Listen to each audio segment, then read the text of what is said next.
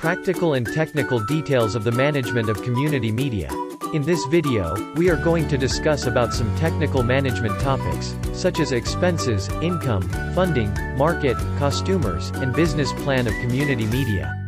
Expenses. There are two types of expenses. Core costs are all expenses, not connected to projects, they happen before and after a project has been running.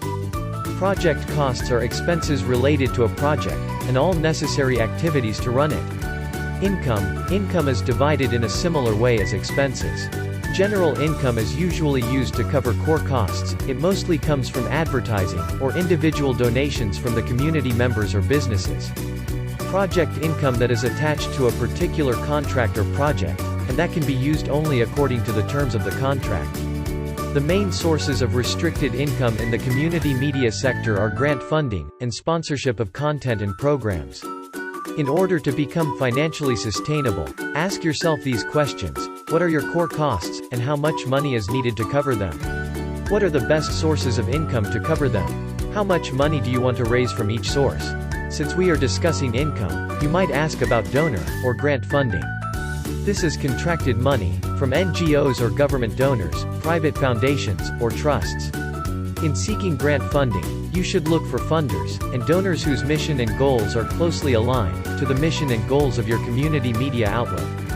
When receiving donations, the outputs are expected. These are guidelines on how the donation may be spent, are usually negotiated in advance. Community media becomes part of the open market when advertising becomes part of the conversation. Advertising is one of the main sources of unrestricted income for community media. Advertising contracts specify the content of the advertisement, roles, and responsibilities in generating content for the advertisement, and producing the advertisement, the length of the advertisement, and when and how often it should be broadcast, but they do not specify how the income should be spent.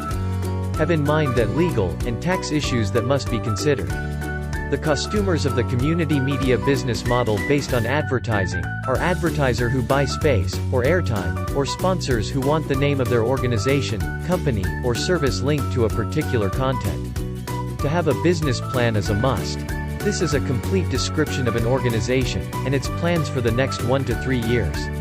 It provides financial forecasts to show that the organization is sustainable, and explains what finance already available, and what finance is needed. It helps with organization, and to convince donors and investors. It should be short, properly researched, well presented, convincing, and honest, therefore it requires planning and research. The business plan will help you on the next step, which is writing a community media startup proposal. This might take a while because brainstorming, writing some drafts before a final version are necessary. Some topics you should address when writing this proposal are: mission statement, include this early in the proposal. Background, a brief history of the organization, who founded it, when and why. Who you serve, and where you are based. The need for your service, brief description of the need that you are addressing. Why it exists, what solutions are being provided by others. How your work fits in with other services.